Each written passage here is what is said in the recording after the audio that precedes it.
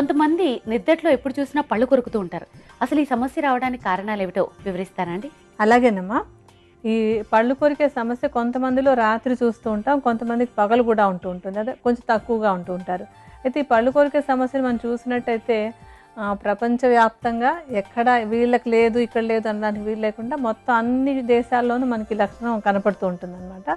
అది కూడా ఏంటంటే ముఖ్యంగా ఆడవాళ్ళ కంటే మగవాళ్ళలో ఈ సమస్య ఎక్కువగా ఉంటుంది. అలాగే చిన్నపిల్లలు కూడా బాగా పళ్ళు కొరుకుతూ ఉంటారు. దీనికి రకరకాల కారణాలు ఉంటూ ఉంటాయి.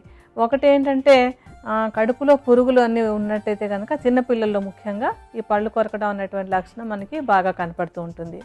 అలాగే ఇంకొకటి ఏంటంటే కొంచెం మానసిక ఆందోళన ఎక్కువగా ఉన్నవాళ్ళు, వాళ్ళు పగటిపూట కూడా కొంచెం పళ్ళు బాగా అంటే తెలియదు, వాళ్ళు కొరుకుతామని కూడా తెలియకుండా ఒక ఆందోళనని అణిచిపెట్టుకోవడం కోసం అని చెప్పి కొంచెం పళ్ళు కొరకడం అనే అలవాటు ఉంటుంది.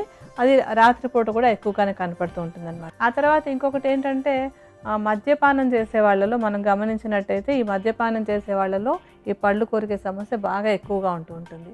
అలాగే ఇంకొకటి ఈ కాఫీ, టీ వీటిని ఎక్కువగా తీసుకుంటున్నట్టుగా గమనిస్తే వాటిలలో ఉండేటువంటి కెఫిన్ మూలంగా కూడా ఈ పళ్ళు కొరికే సమస్య మనకి ఎక్కువగా కనిపిస్తూ ఉంటుంది. చిన్నపిల్లలకి ఏంటంటే ఆటోమేటిక్గా కొన్ని రోజుల తర్వాత తగ్గిపోతుంది. ఈ పెద్దవాళ్ళకైతే కొంచెం ఔషధాలు అవి అవసరం వస్తాయి, కానీ చిన్నపిల్లలకి ఈ అలవాటు కొంచెం ఎదుగుదల వచ్చిన తర్వాత తగ్గిపోతుంది. అంతేకాకుండా ఏంటంటే చిన్నపిల్లలకి ఆ ఉన్న పళ్ళు ఊడి మళ్ళీ కొత్త పళ్ళు వస్తాయి. అందువల్ల కొంచెం కొరకటం వల్ల ఆ పళ్ళకి ఏవో సమస్యలు వస్తాయన్న బెంగలేదు. తర్వాత కొత్త పళ్ళు వచ్చేస్తే వాళ్ళకి అలవాటు కూడా తగ్గిపోతుంది. కనుక పిల్లల విషయంలో పెద్దగా టెన్షన్ పడకండి. ఆ తర్వాత ఇంకా చేయాల్సింది ఏంటంటే కొంచెం మానసిక ఆందోళన తగ్గించుకోవడానికి రకరకాల మార్గాలు అనుసరిస్తూ ఉండాలి.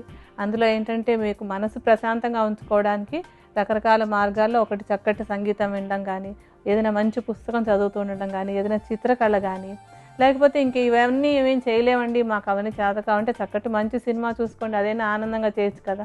ఏదో మళ్ళీ టెన్షన్ పెట్టే సినిమాలు చూడకూడదు. హాయిగా ఆనందంగా ఉండేటువంటి సినిమాలు చూడడం, చక్కగా చిన్నపిల్లలతో ఆటలు ఆడుకోవడం, ఇలాంటివన్నీ ఏంటంటే మానసిక ఒత్తిడిని తగ్గించడానికి ఉపయోగపడతాయి. పళ్ళు కొరికే సమస్య నివారణకు ఉపకరించే ఆయుర్వేద ఔషధం ఏ విధంగా తయారు చేసుకోవాలో వివరిస్తారా అండి? మనం ఇప్పుడు తయారు చేసుకునేటువంటి ఔషధంలో మనం తీసుకోవాల్సినటువంటి మొట్టమొదటి మూలిక ఏంటంటే అశ్వగంధ. పళ్ళు కొరికే సమస్యలో ఈ అశ్వగంధని ఒక రసాయనంగా వాడుకుంటున్నాం. అలాగే ఏంటంటే అశ్వగంధకి మానసిక ఒత్తిడిని తగ్గించేటువంటి గుణం ఉంది. అలాగే ఇది ఇంకా సెంట్రల్ నర్వస్ సిస్టమ్ మీద అంటే మన నరాల మీద కూడా బాగా పనిచేస్తుంది అనమాట. నరాలు సక్రమంగా పనిచేస్తున్నాయంటే ఇలా పళ్ళు కొరకటం లాంటి అక్కర్లేని పనులు ఏమీ చేయకుండా ఉంటాం మనం.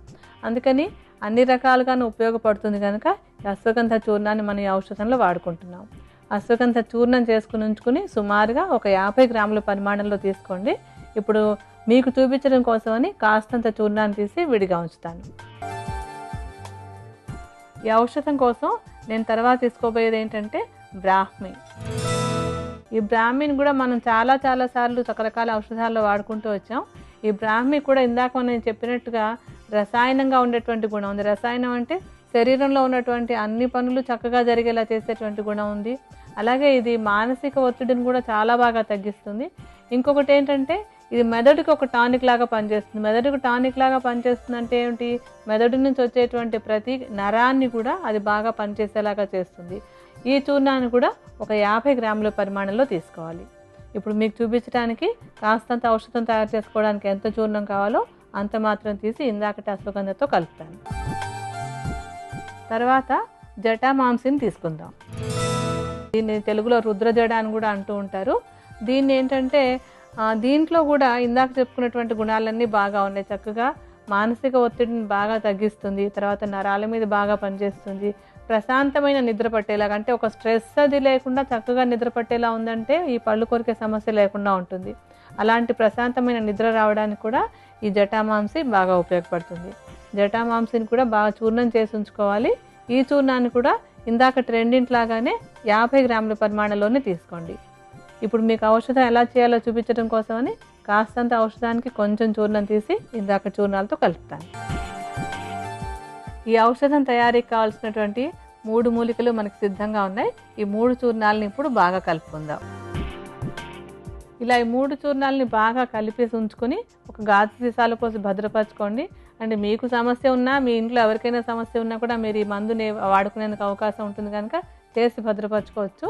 ఈ చూర్ణాన్ని వాడుకునేటప్పుడు ఏం చేయాలంటే సుమారుగా ఒక చెంచాడు చూర్ణాన్ని తీసుకుని దానికి కాస్తంత పటిక బెల్లం చూర్ణం కలుపుకోవాలి.